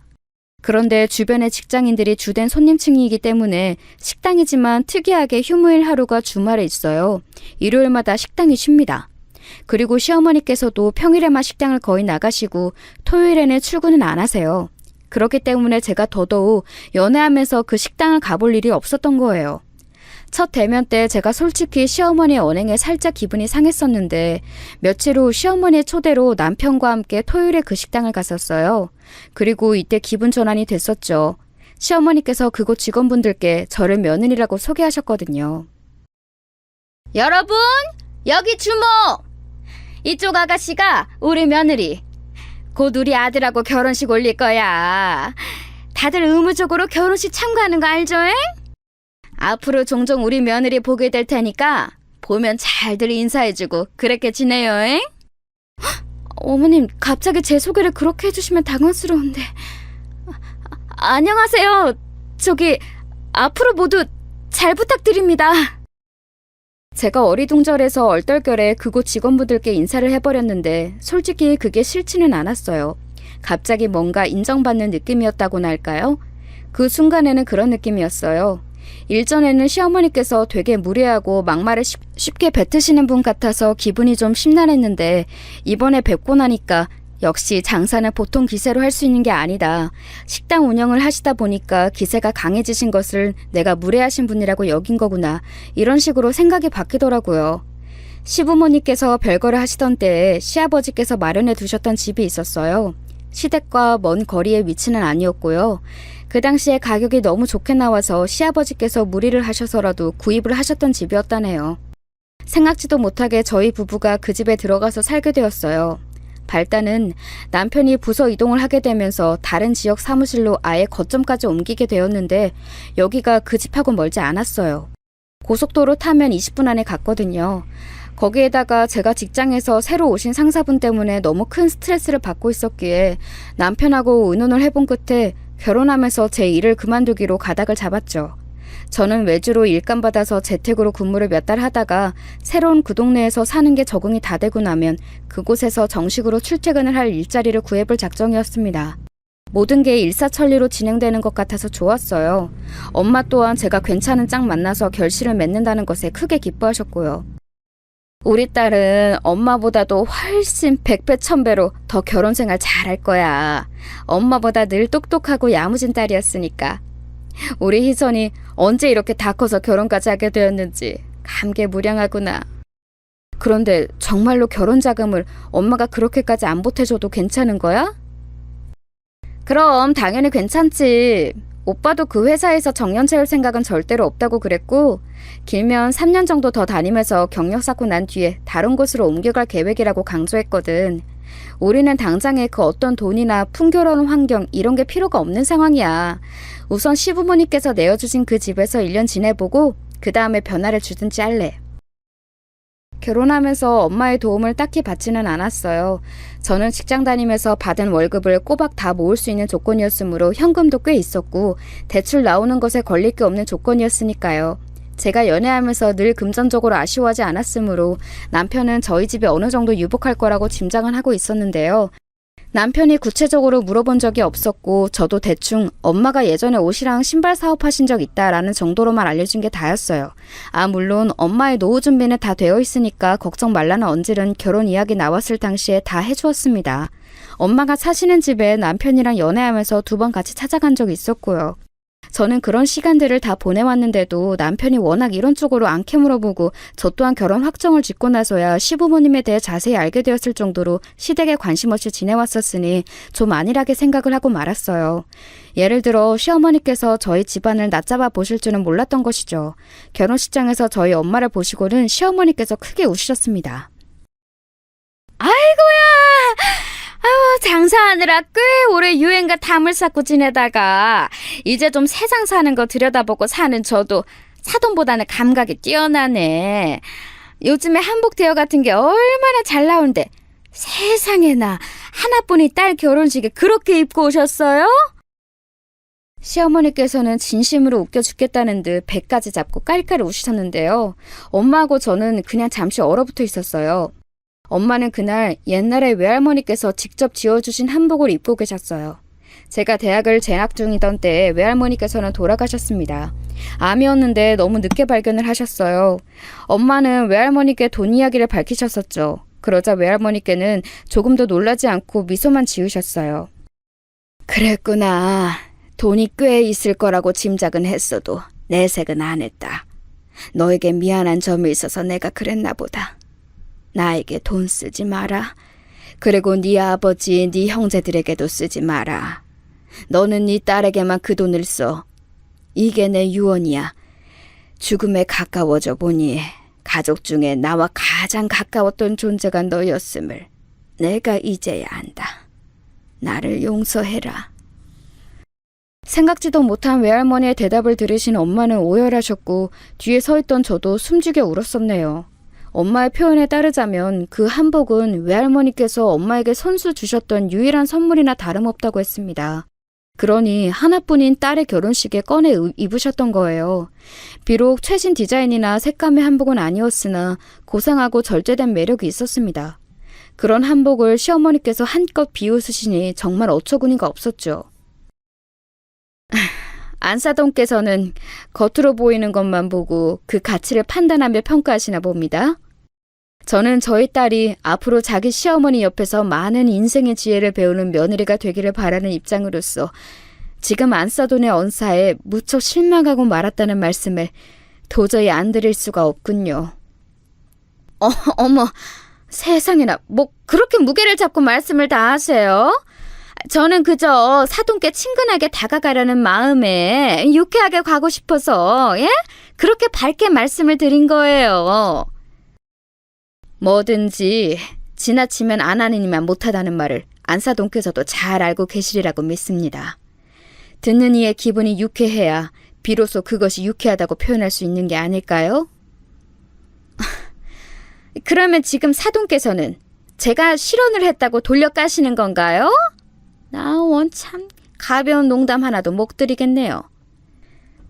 저런, 저는 방금 유쾌하게 말씀을 받아치고 싶어서 일부러 유쾌하다는 단어를 들먹이면서 말씀을 드린 것인데 실언한 건 저인 것 같습니다. 안사돈께서는 제 대답이 전혀 유쾌하지 않게 들리셨죠? 당연하죠. 그렇게 반응하시는데 누가 그걸 듣고 유쾌하다고 받아들이겠어요? 네, 그러시겠죠. 그럼 이제 안사돈께서도 저의 기분이 왜 유쾌하지 않은지 오롯이 이해를 하셨으리라고 믿겠습니다. 엄마의 나긋나긋하지만 분명한 말투에 시어머니께서는 제대로 한 방 먹으셨어요.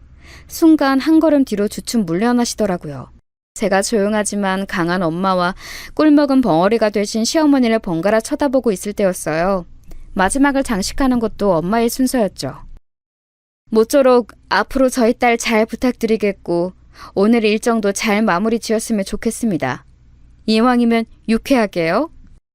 그러나 시어머니께서는 점차 얼굴이 붉게 달아오르기 시작하셨어요. 왠지 부끄러움을 느끼신 듯한 모습이었습니다. 더 이상 아무 말씀도 안 하시더라고요. 저는 엄마의 정중함이 정말 멋있다는 생각이 들었어요. 그런데 솔직히 그날 결혼식장에서 왜 시어머니께서 그렇듯 태도를 쉽게 취하신 것인지 저는 알 것 같았어요. 왜냐하면 별로 부르고 싶지 않았던 제 외갓집 사람들이 격식이라는 것도 모르는지 거의 다 옷을 너무 편하게 입고 왔고 예식 내내 너무나도 산만하게 굴었거든요. 그래도 앞으로 그분들을 열심히 보고 살 것도 아니니까 속에서 지우려고 했습니다.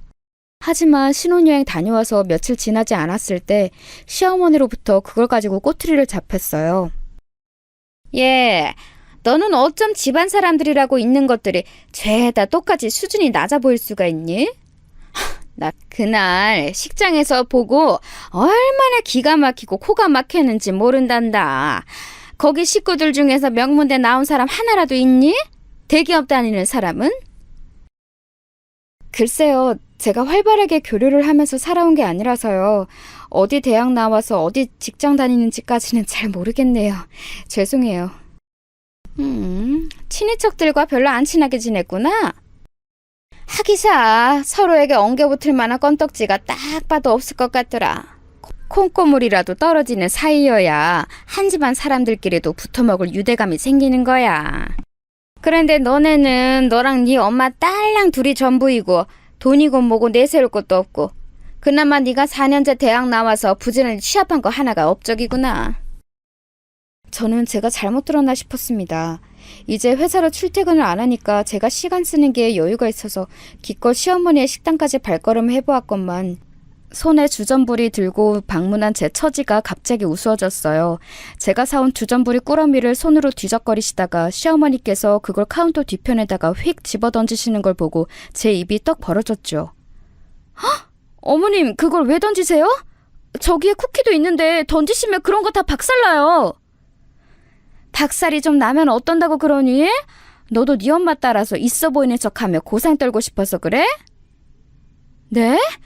갑자기 저희 엄마 얘기는 왜 하세요? 아니 그보다요. 좀 전에 저희 엄마를 향해 네 엄마라고 칭하신 것 같은데 제 귀가 잘못된 게 아니라면 제대로 들은 건 맞죠? 어머님, 저는 사람마다 모두 양면을 가지고 있다고 생각해요. 좋은 면, 나쁜 면이요. 그리고 그 두 가지 면이 융합되는 순간도 있고 그걸 어떻게 볼지는 받아들이는 사람 마음 같아요. 난리 났네. 어디 강연 나가? 연병아, 서른이 왜 이렇게 기니? 본론만 말해, 본론만. 아이고, 내가 너 이럴 줄 알았어. 파평 윤 씨라고 할 때부터 뭔가 성격적으로 결함이 있겠거니 싶었지. 파평 윤 씨인 거랑 성격이 무슨 상관이에요? 어머님, 저는 지금요, 어머님의 호탕하고 화끈하고 유쾌하신 면모가 두 가지 효과를 만들어내는 것 같다고 말씀드리는 거예요. 그리고 제가 좋게 받아들이면 될 일이지만 저도 사람이기에 매번 그러기는 힘들 것 같다고 미리 알려드리고 싶어요. 그러니까 어머님도 조금만 더 앞으로는 듣는 사람 입장 생각하셔서 단어 선택을 해주셨으면 좋겠습니다. 콩 심은 데 콩 나고 팥 심은 데 팥 난다더니 네 엄마도 딱 보니까 쥐뿔도 뭣도 없으면서 무게감은 있는 대로 잡아대고 목소리 쫙 깔면서 나를 가르치려고 들던데 그 엄마한테서 난 그 딸이구나. 너 내 성질 긁지 말고 오늘 이만 돌아가거라. 열 뻗친다. 시어머니께서 손을 휘두르셨고 저는 화가 나서 손이 약간 떨려올 지경이었지만 티를 내지는 않고 아무렇지 않은 척 꾸벅 인사하고 나왔어요. 그런데 식당을 나와서는 분노의 한숨을 연이어 내쉬었습니다. 역시 첫인상대로 너무 거침없으신 분이었는데 제가 장사하시다 보면 그럴 수도 있지 같은 합리화를 하면서 너무 쉽게 넘겼던 것이 아무래도 패착인 듯 싶었어요. 속에서 갑갑함이 몰려왔으나 결혼생활 초장부터 너무 스트레스 받고 싶지는 않아서 애써 털어버리고자 했네요. 이런 이야기 불행한 결혼생활에 노이로제가 있으신 엄마에게는 절대 하고 싶지 않았고요. 그렇다면 누가 했겠나요? 타지에 와서 의논할 상대란 남편뿐이었죠. 저는 남편에게 있었던 일을 미주알 고주알 다 떠들었어요. 그런데 남편이 밥 먹으면서 제 이야기를 가만히 한참 듣고만 있더니 갑자기 뜬금없는 사실을 밝히지 뭡니까? 내가 이런 이야기를 할까 말까 망설였는데 우리 엄마 말이야. 사실은 내가 엄청 힘들게 설득했었어. 거품 물고 하도 반대를 하시는 바람에 나도 힘들었어. 응? 오빠 그게 무슨 소리야?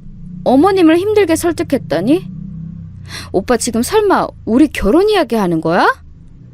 어머님이 나를 그토록 반대하셨었다고?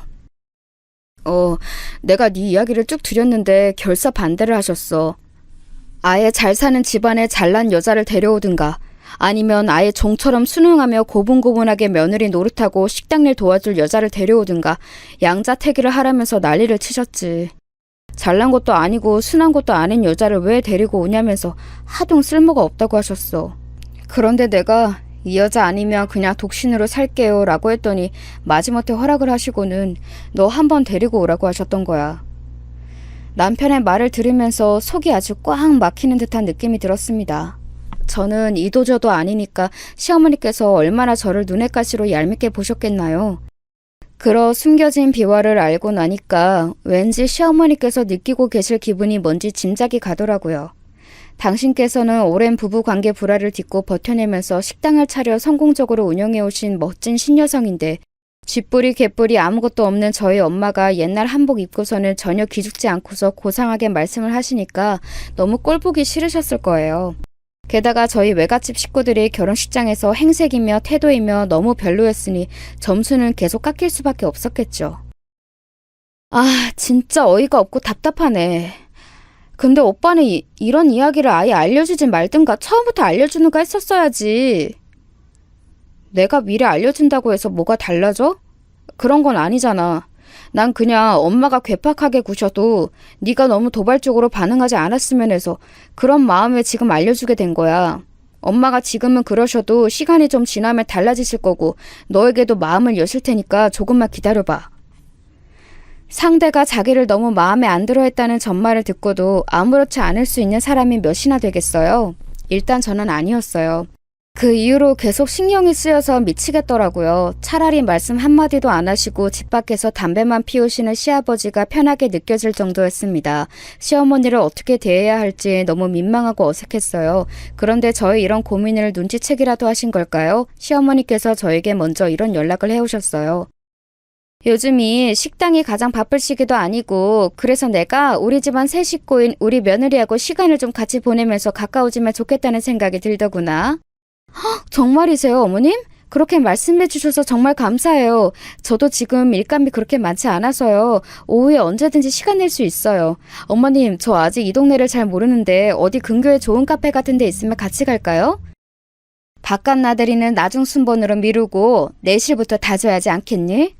기본 소양을 갖춰야 바깥에서도 본디 문제가 없는 법이야. 저는 그 내실이라는 게 뭘까 궁금했는데요. 그 이튿날 바로 답을 알게 되었어요. 시댁에 들어서자마자 시어머니께서는 저에게 앞치마를 던지듯 건네주셨습니다. 그리고는 손가락을 까닥까닥 하시면서 저를 부엌으로 인도하셨죠. 오늘부터 수업 시작이다. 네가 덜 떨어진 생활만 해서 아는 것도 없을 테니 기초부터 내가 가르쳐주마. 재료 다듬는 거랑 찌개 육수 내는 법부터 하면 돼. 네? 저 그럼 오늘부터 요리를 배우는 건가요? 저도 요리 나름 꽤 하는데요. 그리고 저 덜 떨어진 생활을 한 적 없어요. 그렇게 말을 하자마자 머리에 수저가 날아들었어요. 빡 하고 단단한 수저가 제 머리에 꽂혔는데 순간적으로 시야가 일렁거리더라고요. 난데없이 수저로 맞게 되다니 아픈 것보다 너무 어이가 없어서 시어머니를 멍하게 쳐다봤습니다. 뭘 멍하게 쳐다보고만 있어? 얼른 냉장고 열어서 재료 뭐 있나 그것부터 뒤적거려야지. 이래놓고서는 무슨 털 떨어진 생활을 안 해봤다고 나불거리는지. 너는 네 엄마한테서 주둥이 터는 법만 배웠나 보구나. 어머님, 자꾸 저희 엄마를 그렇게 칭하지 마세요. 그러면 어머님의 품격만 떨어지는 거예요. 품격이라는 것이 없는 쪽에서 나를 걱정해주다니 이거 참 눈물겹구나.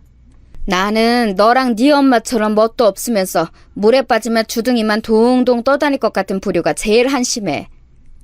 어머님, 그냥 제가 마음에 안 드신 거죠? 저희 집이 잘 사는 것도 아닌데 제가 주눅 들어 있지 않아서 싫으시고 저희 엄마는 어머님에 비해서 가지신 게 뭣도 없는데 태도가 당당하셔서 그건 역시 또 마음에 안 드셨죠?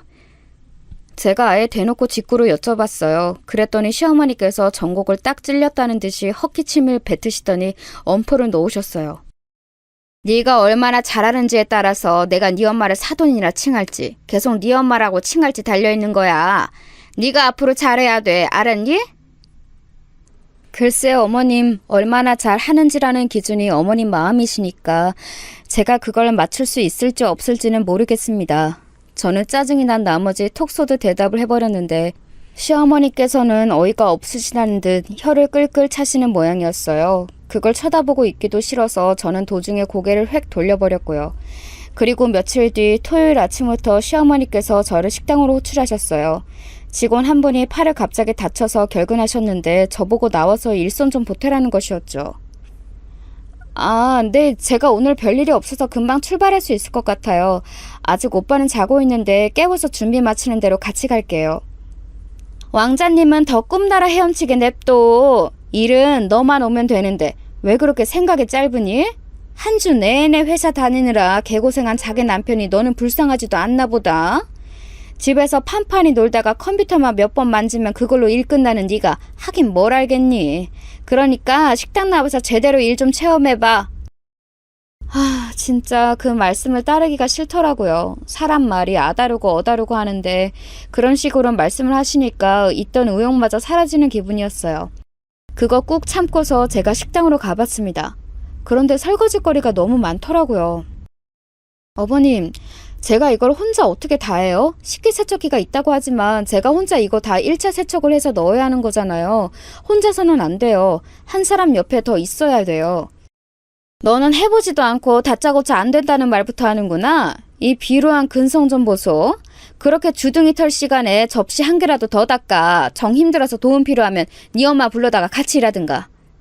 어머님, 저희 엄마 앞에서는 못 그러실 거면서 왜 제 앞에서는 그런 식으로 말씀을 하세요?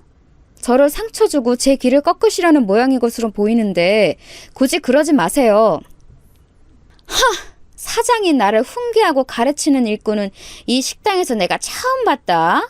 쥐뿔도 없는데 뭐 저렇게 아가리는 현란해? 너 집에서 컴퓨터 그건 왜 만지고 있니? 돗자리 하나 가지고 밖에 나가서 잡동산이라도 깔아놓고 팔면 장사 잘 하겠구만. 모전 여전이니까 네 엄마도 뭐 탁월할 테지. 야, 네 엄마 그냥 얼른 오라고 해라. 가난한 집구석에서 판판히 놀고 있으면 뭐라니? 가난하게 사는 날짜만 길어지는 거지. 내가 급여는 따박따박 챙겨줄 테니까 여기 나와서 네 엄마 일하라고 그래. 시어머니께서는 침을 튀기시며 저에게 삿대질까지 날리시는데 그 순간 눈물이 찔끔 나왔어요. 제가 왜 이런 수모를 당해야 하는지, 시어머니의 기준에 단지 맞지 않는다고 해서 꼴보기 싫은 조건이라고 해서 이런 상황에 처해야 한다는 것이 황당했습니다. 저는 시어머니께서 홀에 나가시자마자 조용히 휴대폰을 꺼내 들었어요. 그리고 엄마에게 전화를 걸었죠.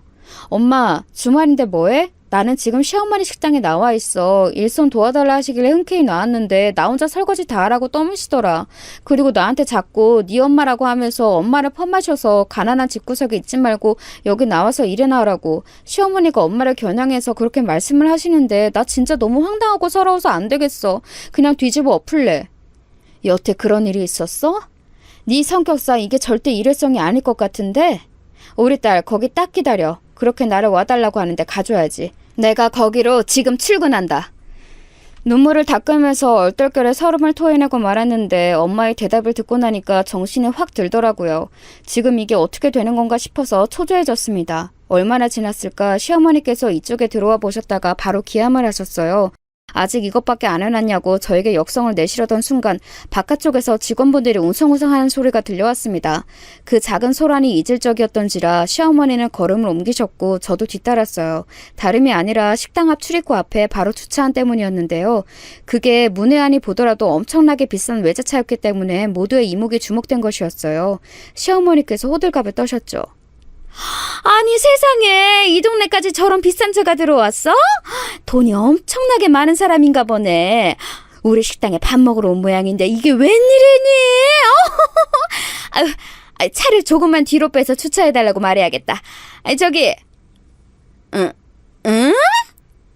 아니 이게 누구세요? 사돈? 왜 거기에서 내리세요? 안녕하셨어요. 제 차니까 여기서 내리지. 그럼 어디서 내릴까요? 저희 딸아이가 그러는데 저보고 이 식당에서 일을 하라고 강력 권유를 하셨다면서요. 그래서 쇳불도 당김에 뺄 겸 바로 출근했습니다. 출근이요? 아니 그보다 저거 사돈이 모는 차예요? 면허도 없을 것 같이 생기셔서 저런 외제차를 모세요? 돈이 어디 있으셔서요? 저 지금 너무 이해가 안 되고 무척 혼란스러운데 억소리 날 것 같은 저런 차를 대체 사돈이 왜... 잘 보셨네요. 억소리 나는 차 맞아요. 참고로 억소리 5번 정도 납니다. SUV 한 대 뽑고 싶어서 어떤 게 있나 보다가 고르는 게 머리 아파서 그냥 제 형편에 맞는 걸로 뽑았어요. 왕년에 사업 좀 하고 주식도 좀 하고 부동산도 좀 만지고 뭐 이래저래 하면서 살았는데 아직 형편은 이 정도밖에 안 되네요. 자, 그래서 제가 여기서 무슨 일을 하면 된다고요? 시어머니께서는 떡 벌어진 입가를 덜덜 떨고만 계실 뿐 엄마의 말씀에 대답을 못 하셨어요. 저는 이 상황이 통쾌하기도 하고 멋쩍기도 하고 참 복합적인 기분이 들어서 가만히 있었고요. 그런 저를 시어머니께서 천천히 응시하시더니 믿기 어렵다는 눈빛을 보내셨죠. 그래서 제가 결국은 입을 뗐습니다. 솔직히 말씀드리자면 진작에 제가 이런 부분을 밝혔어도 됐겠지만 그러기가 싫더라고요. 자꾸 망설여졌어요. 어머님 정도의 인성을 지니신 분께 섣불리 밝혔다가 제가 괜한 화를 당한다든지 별로 좋지 못한 꼴을 보게 될까봐 염려가 되어서 그랬습니다. 어머님께서 저에게 좋은 모습을 보여주셨다면 저도 진작에 이런저런 집안 이야기를 다 밝혔겠지요. 나 원참 그래서 진짜로 친정이 가난한 게 아니었다고? 억소리 여러 번 나는 저런 차를 형편에 맞춰서 뽑을 정도로 돈이 있다고? 이런 작정하고 사람을 속여먹다니. 속인 적 없는데요? 결혼할 때 돈 내놓으라고 안 하셨고 돈 얼마 있냐고 안 물어보셨잖아요. 혹시 그래서 제가 집안 형편이 사실은 유복한 게 마음에 안 드시나요? 아니 안 된다는 건 아니고 그러니까 내 말은 아이고 너무 좋은 날씨라 그런가? 아까부터 몸이 좀 덥네. 땀이 나는 것 같은데 햇빛에서 이러지 말고 사돈께서는 안으로 드시죠. 누추한 곳이라서 면목은 없네요. 시어머니께서 그렇게 횡설수설하실 수 있는 분이라는 걸 그때 처음 알았습니다. 직원분들도 이게 무슨 일이냐면서 흥미롭게 상황을 보셨는데 시어머니께서는 부끄러우셨는지 귀가 빨갛게 되어 있었어요. 홀의 가장 구석자리에 가서 엄마와 시어머니께서는 두 분이 대화를 나누셨어요. 저는 엄마가 오지 말라고 해서 멀찍이 떨어져 있었고요. 그런데 멀리서 보기에도 엄마는 인자한 낯으로 말씀을 이어가시는데 시어머니께서는 몹시 난처한 기색으로 연신 고개를 주걱거리면서 듣기만 하시더라고요. 그걸로 판가름이 났죠. 대화를 마치신 후 엄마는 국밥 한 그릇을 드셨어요. 저는 집에 들어가서 남편하고 점심 먹으려고 일부러 안 먹었고요. 부부 사이는 아주 깨가 쏟아지는 것 같아서 그것 하나는 안심이네. 우리 딸 결혼 생활 엄마가 안심해도 되는 맞지? 이제는 진짜로 맞는 거지? 당연하지 엄마. 미안하고 고마워요. 내가 서투르고 부족해서 상황을 여기까지 꼬아온 것 같기도 한데 엄마 덕분에 지금 뭔가 정리가 되면서 후련해졌어. 저희 모녀가 단란하게 대화를 나누는 동안 시어머니께서는 어디로 숨으셨는지 코빼기도 안 비추셨다가 저희가 갈 때 되니까 갑자기 어디선가 튀어나오셨어요. 그리고 저희 엄마가 국밥값이라고 5만 원권을 한 장 내미시는 것에 눈이 휘둥그렇게 변하셨죠. 사돈 이렇게 후한값으로 안 주셔도 되는데요. 5만 원이라니 너무 통이 크시네요. 네? 무슨 말씀이시죠? 이 식당은 거스름돈이라는 개념이 없나 봅니다. 엄마의 태어난 반문에 시어머니 얼굴은 불타는 고구마가 되었습니다. 옆에서 직원분이 웃음을 꾹 참으시더라고요. 저 역시도 그랬고요. 시어머니께서는 떨리는 손으로 거스름돈을 준비하시다가 문득 아차 싶으신 얼굴로 말씀하셨어요. 아니지. 제가 돈을 안 받는 것이 맞는 것 같습니다. 처음 와주셨는데 당연히 제가 대접을 해야지요. 그럴 것 없습니다. 안싸돈. 제가 그냥 드려본 말씀이었고 거스름돈 안 주셔도 돼요. 앞으로도 장사 잘 하시라고 제가 개념으로 드리는 거예요. 잘 먹고 갑니다. 엄마가 정중하게 목례를 남기시고 걸음을 옮기시자 그 모습을 시어머니께서는 홀린 듯 멍하게 쳐다보셨어요. 저는 그때 생각했죠. 엄마가 발휘하시는 바로 이것이 품격인 것 같다고요. 그날 엄마와 근처 카페로 가서 수다를 좀 더 떨다가 헤어졌네요. 남편하고는 긴 대화를 나누었고요. 엄마의 재산 규모는 정확히 안 밝히고 대략적으로 알려주었는데 남편은 놀라지도 않았어요. 그러면서 하는 말이 가관이었네요. 멋지시다. 근데 뭐 내 돈도 아니고 구림의 떡이라고 할 수도 없지. 얼마나 미련 하나 없어 보이는지 몰라요. 도대체 이런 남자를 그런 시어머니께서 어떻게 낳고 기르셨는지 의문이었네요. 멋대가리는 없는 남자이지만 제가 남편감으로는 잘 고른 것 같아요. 그 이후로 시어머니께서는 저희 엄마를 깍듯하게 사부인이라고 칭하기 시작하였고 휴대폰에 저를 며느님이라고 저장해 놓으셨더라고요. 그 이전에는 원래 며느리였는데 바뀐 거였죠. 그걸 발견하고도 저는 그냥 모르는 척했어요. 그게 편한 것 같아서요. 지금 현재 시어머니와 고부관계가 솔직히 엄청 편하지는 않아요. 그런데 그렇게 되기란 어차피 쉽지 않은 것 같아서 이 정도에 충분히 만족하면서 지내는 중이랍니다.